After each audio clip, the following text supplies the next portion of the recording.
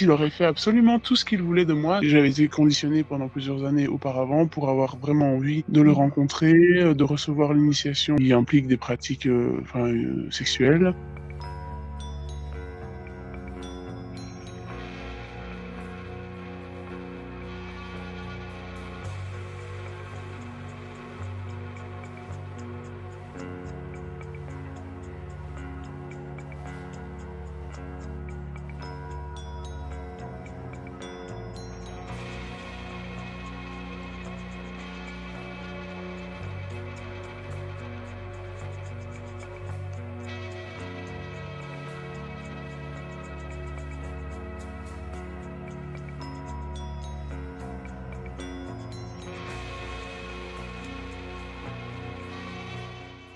Des stages qui se passent un peu partout dans le monde, notamment au Danemark, des stages qui sont payants. Le stage de 5 semaines à Costinège, c'était peut-être entre 300 et 500 euros pour les 5 semaines. Mais vu qu'il n'y a pas de prix de main-d'œuvre pour ceux qui cuisinent et s'occupent des locaux, forcément c'est tout bénéf. Il y a des gens qui sont des adeptes et qui donnent à moitié, si pas plus, de leur salaire tous les mois. Ils se présentent comme une école de yoga, de tantra, sommes tous, on a le cœur ouvert. J'ai une situation financière qui m'a permis de ne pas tout le temps vivre en ashram et d'avoir mon chez moi, alors que d'autres personnes qui n'ont pas de moyens financiers comme les miens, qui sont dépendants matériellement, ils n'ont pas de permis de travail, c'est ce qu'ils appellent le karma yoga. Il n'y a pas besoin de salaire parce qu'en fait le salaire c'est l'état de dévotion dans lequel je pratique la chose. Sous couvert de spiritualité, du trafic en fait, il y a une forme de prostitution via des sites similaires à Camcat. J'avais des connaissances qui se faisaient payer pour faire des choses, disons, érotiques face caméra. Et avec cet argent, elles pouvaient payer leur visite chez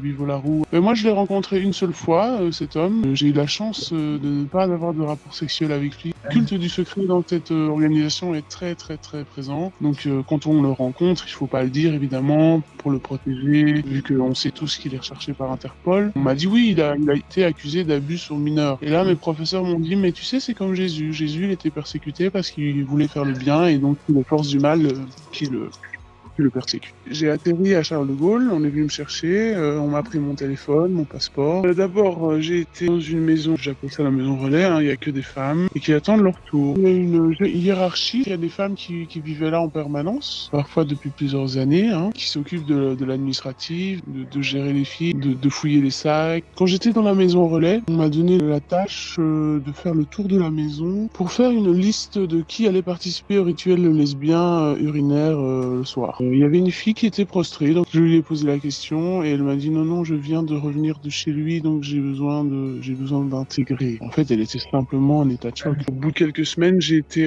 appelé à le rencontrer. J'étais assise sur un lit, à tenir les mains de monsieur. On se regardait dans les yeux, il me parlait. En fait, il aurait fait absolument tout ce qu'il voulait de moi à ce moment-là, puisque j'étais dans un état de transe. J'avais été conditionné pendant plusieurs années auparavant pour avoir vraiment envie de le rencontrer, de recevoir l'initiation qui implique des pratiques sexuelles. La femme va boire de l'eau, elle a dû bénir l'eau 10 fois elle-même, et donc au moment du rapport, c'est boire l'eau, après 49 minutes exactement, le bivolarou boit l'urine à même le sexe de la femme, et puis c'est la femme qui va boire ce qui sort de l'individu. Ce qui est présenté par le gourou, est-ce que c'est un grand texte de 500 pages qu'on doit lire avant de recevoir l'initiation. Le but qui est présenté, c'est d'échanger des qualités l'un avec l'autre. Boire l'autre, c'est pour acquérir et amplifier des qualités en nous. Il y a tout un lavage, un délavage, un relavage sur lavage du cerveau. Ce qu'il a fait, le bivolarou, c'est qu'il a pensé plus qu'avec sa bite, mais sans vouloir même l'admettre, et que tout ce qu'il voulait, c'était se taper des vierges pour être illuminé et boire leur urine pour être jeune à jamais. Il a pris plein d'éléments